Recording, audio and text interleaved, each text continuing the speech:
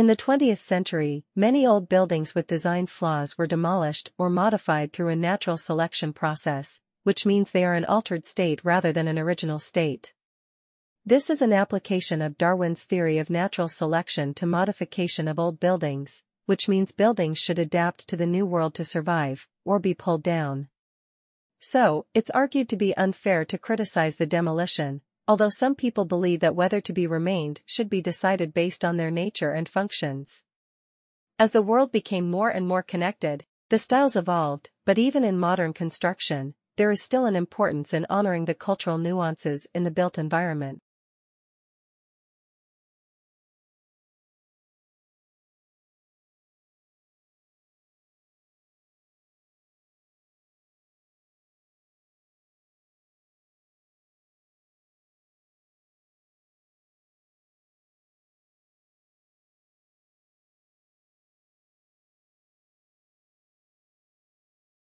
Research has shown that in certain situations silent meetings actually work better.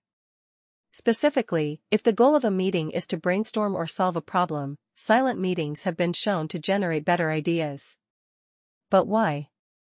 Solutions to a problem will often be a novel idea, and novel ideas challenge convention. They can rock the boat and make people feel uncomfortable. But when participants gather around a table and generate written solutions in silence, a safe space is created. Novel ideas can emerge and people are less afraid of feeling embarrassed.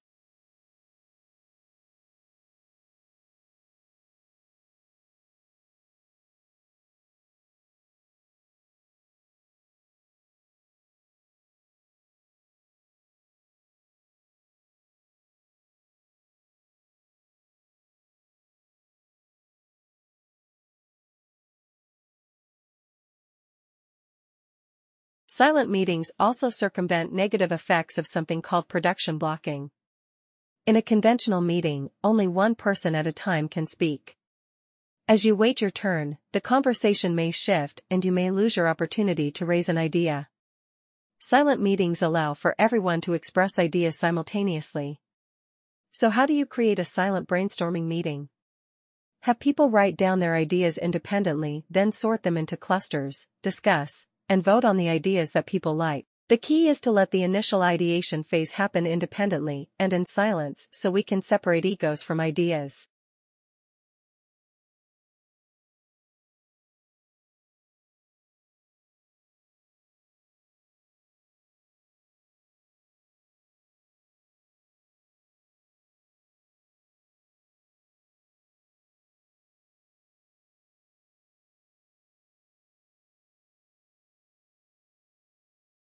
So the researchers then turned to hot Neptunes and warm Jupiters. These are Jupiters with slightly longer orbits.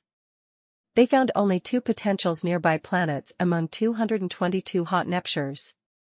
And of the 31 warm Jupiters, 5 showed evidences of a companion. The findings are in the Proceedings of the National Academy of Sciences. The current theory is that hot Jupiters formed and then migrated in towards their stars.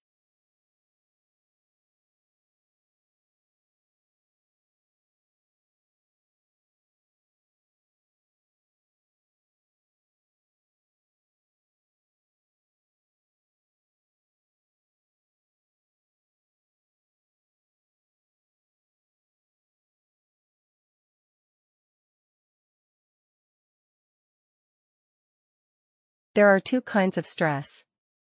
The first one is little stress, which happens in special circumstances such as exams or other competitions, and can be considered as a motivation to improve performances. You always think about stress as a really bad thing, but it's not. Look on the bright side, and some stress is good for you. Stress can be something that makes you better, but it is a question of how much, how long, and how you interpret or perceive it. The other one is what we usually talk about, caused by poor time management. Good time management is essential if you are to handle a heavy workload without excessive stress.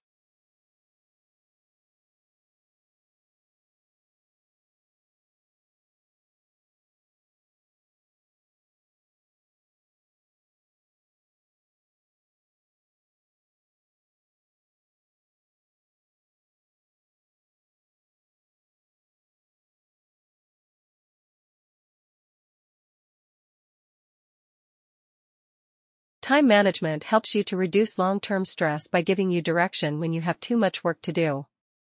It puts you in control of where you are going and helps you to increase your productivity. By being efficient in your use of time, you should enjoy your current work more, and should find that you able to maximize the time outside work to relax and enjoy life. Poor time management is a major cause of stress. I'm sure we have all had the feeling that there is too much to do and not enough time.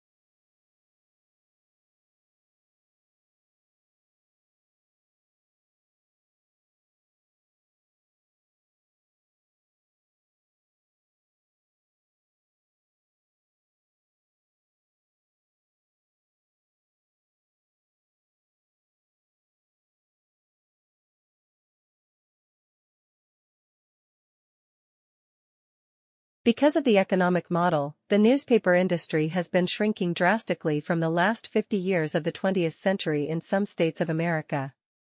Also, as the economic model changed, newspapers increased the cash flow. However, there are still some newspaper industries losing money because of a decrease in advertising and buyers. They can't find buyers. Only a few newspapers have positive cash flow.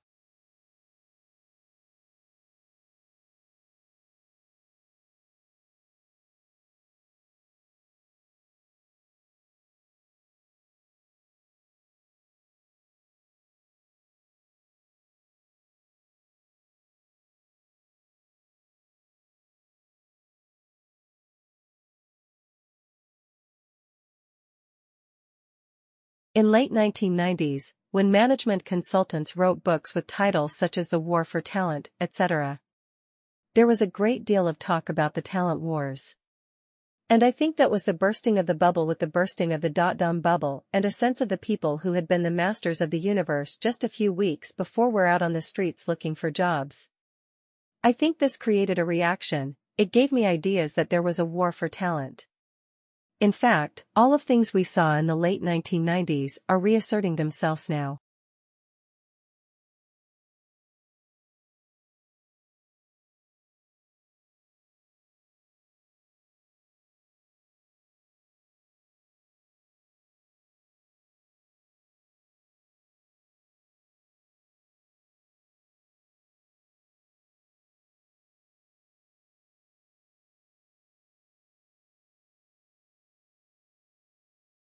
All those shortages are reasserting themselves, and the real reason the auditing was really the bursting of the bubble, not the shortages of talent. There are very profound structural forces which are creating these talent shortages. One is the fact that the nature of the economy is changing. It's putting more and more premium upon intellectual skills, analytical skills, creative skills which are in short supply.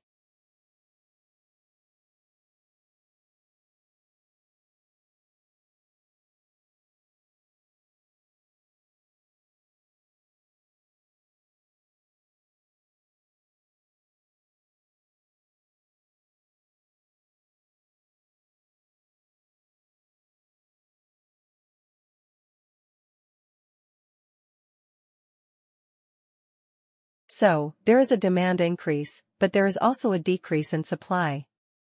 Because we are seeing now the aging of the baby boom, the shirking of populations in Europe and Japan, and not very long in China as well, and the sort of stabilization of the population of the United States, so we see a time when there is a greater demand for intellectual skills and slowing down in the supply of people who possess those skills, and also a mismatch between the sort of things that people are learning at school and university, and the sort of things the economy is placing a premium on, particularly with the shortage of trained people in the sciences and engineering.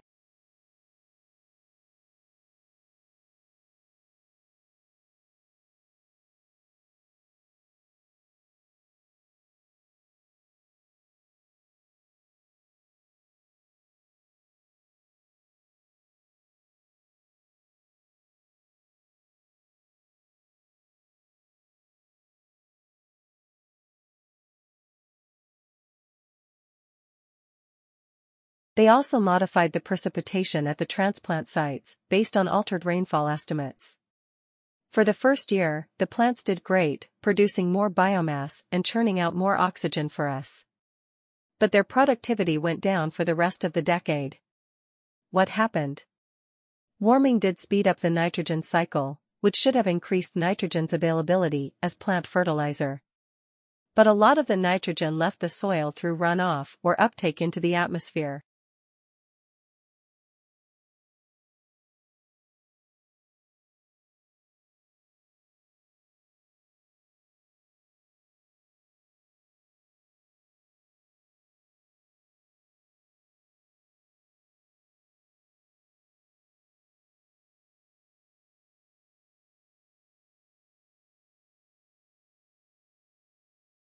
Well, that's one aspect of what's called reducing government, modifying government, to be more precise.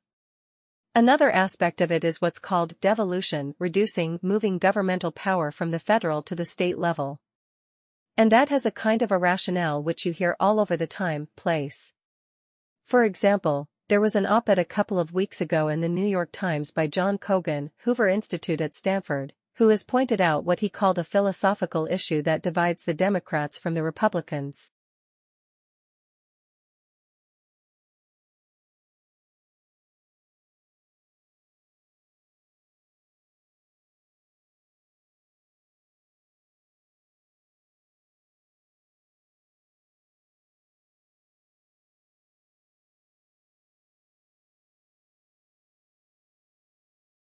Because of our mounting credit card debt and monthly payments that far exceed our family's incomes, and my kids will also join the class of citizens who can't rely on their parents for college support. Do I wish I'd chosen another educational route? You bet. Perhaps trade school. I've thought that being a plumber might not be such a bad gig. But if your job aspirations require a 4-year degree, take my advice and choose a college you can afford, both during and after graduation. Take a realistic look at your anticipated income, and factor in priorities that don't carry a price, like the spouse and children you might want to have someday.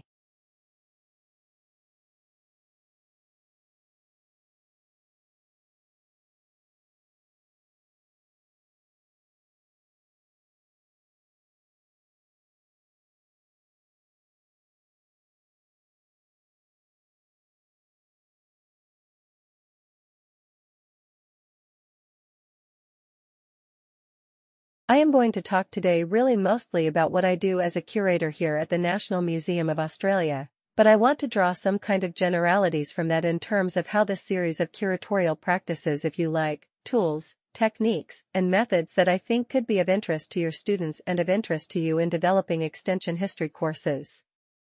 I want to talk about what I do as a curator, and then from that also talk a little bit about the kinds of history that I think museums are particularly good at creating and communicating.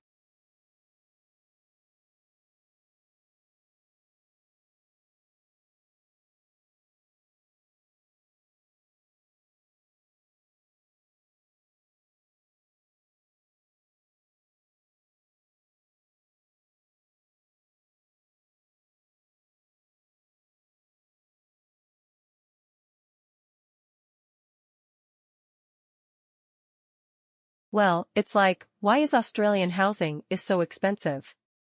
Essentially, it's showing of how well the Australian economy has been doing over the last 15 years. We have had 15 years more or less of an uninterrupted economic growth during which average earning has been raised by close to 90%. While over the course of that period, the standard variable mortgage rate has roughly halved.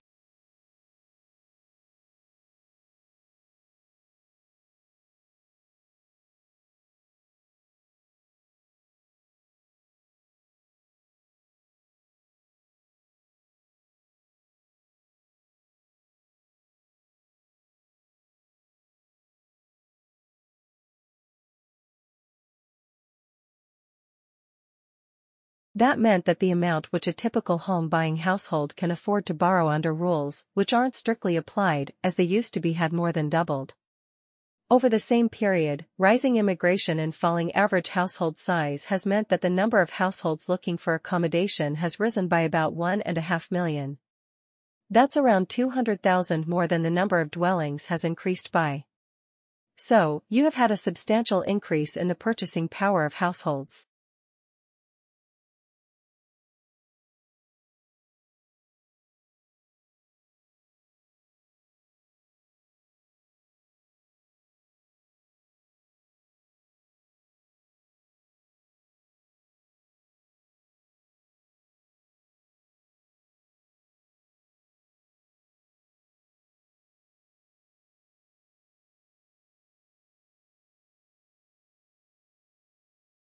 They then infected the mice with a common childhood infection called respiratory syncytial virus, or RSV. Mice who ate the dog dust were protected against RSV infection symptoms, like inflamed, mucus-coated airways, suggesting exposure helped them stave off the virus. Those mice also had more diverse communities of gut bacteria than control mice did. The researchers say our pets' microbes may colonize our gut too, and help the immune system learn to respond to infections.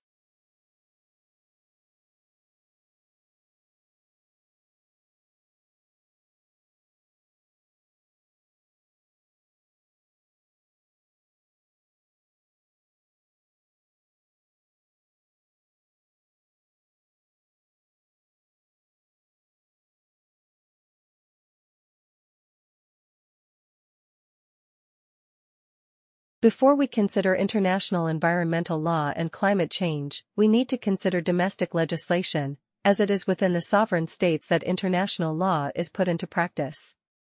This reflects the environmentalists' maxim, think globally, and act locally. United Kingdom legislative control over the impacts of man's activity on the environment is not new. As long ago as the reign of Charles II, the main concern was the production of smoke from the burning of sea coal.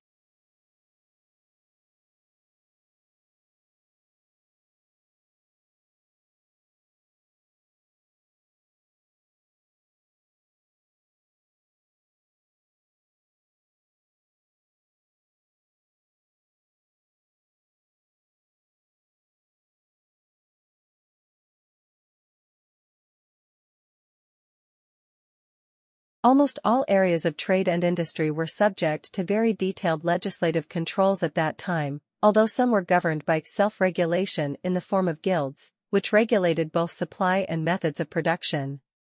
However, the measures implemented were mostly ineffective because then, as now, the specifying of legal duties and standards without providing any appropriate enforcement merely indicated good intentions but were of little practical effect.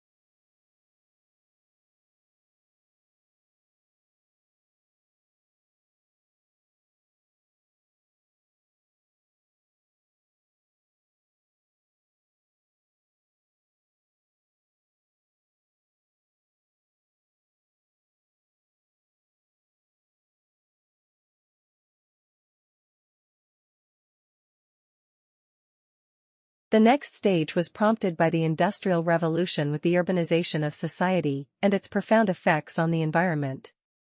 Local industrialists used the Adam Smith model to maximize their economic benefit, but this was to the detriment of the local environment with the operation of Gresham's law, that is, the bad drives out the good. Those industrialists who were concerned for either the health of their employees